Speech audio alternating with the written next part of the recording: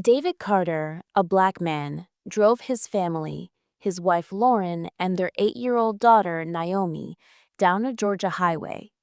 The family was returning from a reunion, tired but happy. The peaceful drive was a stark contrast to the quiet tension David carried, a remnant of his past as a Delta Force soldier. He scanned the road and the cars around them with a quiet intensity, a habit Lauren gently teased him about. To her, this was just I-20, not a war zone. Their serene journey was interrupted when the fuel gauge dipped to empty. David pulled into a desolate gas station where the humming neon lights cast an eerie glow. He saw a police cruiser and 2 officers, and a prickle of unease ran down his spine. He tried to brush it off, promising Lauren he'd left the soldier behind, but the soldier in him refused to stay put. As David pumped gas, he watched Lauren and Naomi walk toward the convenience store. His heart kicked up a notch when he saw one of the officers, a man with a hard face and an edge David recognized from his military days, step into their path. The officer, whose name tag read Taylor, began to speak, his voice too loud and too sure of itself. "Ma'am, we've received a report of shoplifting," Taylor said. Lauren's voice, though steady, was clipped with disbelief. She told him there must be a mistake, that they had just arrived. But Taylor wasn't interested in her explanation. He crowded her, his voice growing sharper, and accused her of acting suspiciously. Naomi began to tremble, and David, wiping his hands on a napkin, walked slowly toward his family, forcing himself to remain calm. As he got closer, he saw Taylor grab Lauren's arm, his grip hard enough to make her wince. Naomi let out a high-pitched cry. David's civilian facade cracked, revealing the soldier beneath. The world narrowed to the hot clamp of Taylor's fingers on Lauren's arm, her struggle, and Naomi's screams. He was a husband and a father, and his family was being threatened. He knew he had to act. He forced his voice to stay level, a calm before the coming storm. David's voice cut through the humid night, calm but with an edge of steel. He asked the officers to let his wife go, but Taylor was having none of it. He snarled at David to mind his business and taunted him about his military background. When Taylor shoved Lauren again, sending her into the store's glass door, David's hands curled into fists. He had warned the officer, and now, with the sound of his daughter's name echoing through the lot, he was done being careful. "Get Naomi in the car. We're leaving," David said to Lauren, his voice in icy command. Taylor's rage-fueled punch was a blur, but David, with the effortless grace of his training, dodged it. He twisted Taylor's arm and shoved him backward, sending both officers crashing into the store's glass door. The chaos escalated. The cashier inside screamed, and Lauren cried out, telling David to stop. He disarmed Taylor's partner, Sanders, in a single fluid motion. "I'm David Carter, Delta Force, retired. And if you put your hands on my wife again, you're not going to like what happens next." The words hung in the air, a shocking revelation. Taylor's bravado faltered for a moment, but he quickly recovered, vowing to arrest David for assaulting an officer. The two men scuffled again, but this time, David's movements were precise and controlled. He took Taylor down without further violence, holding him pinned down just long enough to prove who was in control. Finally, David shoved Taylor away and turned to his family. "Get Naomi in the car. We're leaving." As they sped away, the gas station lights shrinking in the rearview mirror, a new storm raged inside David. The soldier he had tried to bury was now a living part of him again. Lauren, shaking, broke the silence, asking David why he had revealed his past. David simply said he couldn't stand by and let a man put his hands on her or scare their daughter. He promised his terrified daughter that he wasn't in trouble and was just protecting them. He scanned the rearview mirror one last time before making a turn off the main highway, heading for the one person he could trust, Eric. David, Lauren, and Naomi arrived at a secluded cabin nestled deep in the Chattahoochee Forest. The cabin, a place of safety and solitude, belonged to Eric Jackson, a tall, broad man with a military bearing. He was David's friend and a trusted confidant.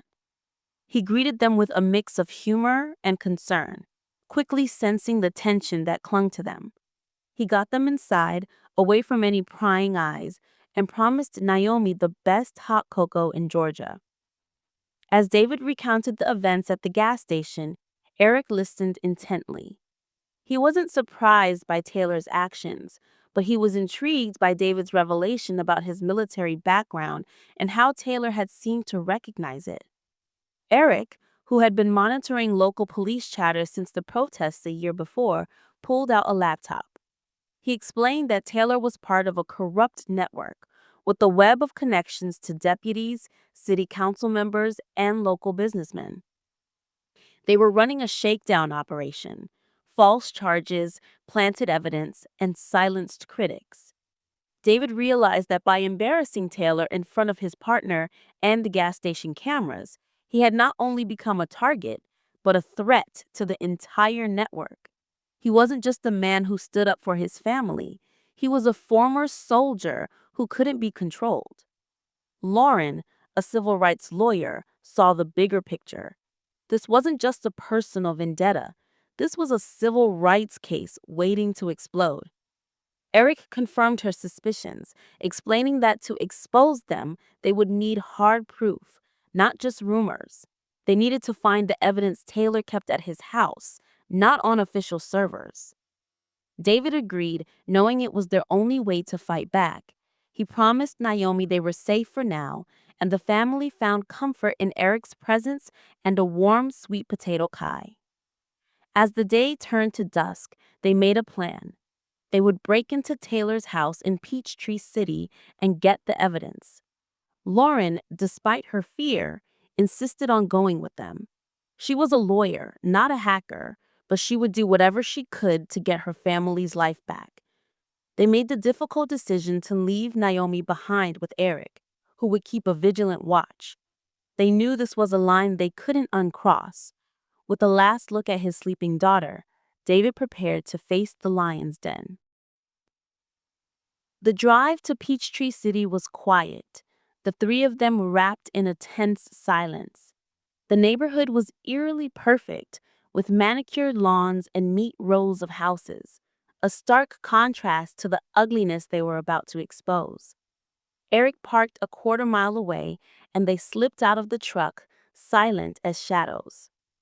They moved through the woods, David leading the way with the quiet expertise that spoke of his past. They found the back fence of Taylor's property, rotted and easy to slip through. The house stood dark, except for a single light glowing in an upstairs window. The office. David's jaw tightened. Taylor was home. Lauren sucked in a shaky breath, but David's voice was a firm rasp. They would avoid him unless they were forced to engage. David, using a thin piece of metal, expertly picked the lock on the patio door in seconds. The house smelled faintly of old coffee and cologne, and family photos in the hallway only added to the unsettling ordinariness of the place. They crept upstairs, careful to avoid the creaks in the old floorboards. The office was a mess of paperwork, a humming desktop computer, and a half-empty bottle of whiskey. Taylor wasn't in the room. Eric immediately went to the computer, plugging in a flash drive. As files began to copy, Lauren frantically riffled through a file cabinet, pulling out a sheath of papers. Her eyes widened as she saw the documents, wire transfers and cash deposits. "These are payoffs," she breathed, snapping photos with her phone. Suddenly, footsteps echoed from below. David's head snapped up, all his senses on high alert. "I knew you'd come, Carter." A voice boomed from the foot of the stairs, thick with contempt and triumph. It was Taylor. Eric frantically yanked the flash drive from the computer. Out the window, he hissed, but Lauren shook her head, clutching the papers. They couldn't leave without the proof. Taylor appeared in the doorway, his service weapon gleaming. He sneered, calling David nothing, and waved his gun erratically as he taunted them. David raised his hands, his palms out, and urged Taylor to think about the consequences. But Taylor was beyond reason. He had them right where he wanted them. And then, from the hallway below, a small voice called out, a frightened sound that shattered the tense moment. "Daddy?" The sound of Naomi's voice echoed up the stairs, filling the house with a fresh wave of terror. David's calm facade shattered. Taylor's face twisted into a cruel grin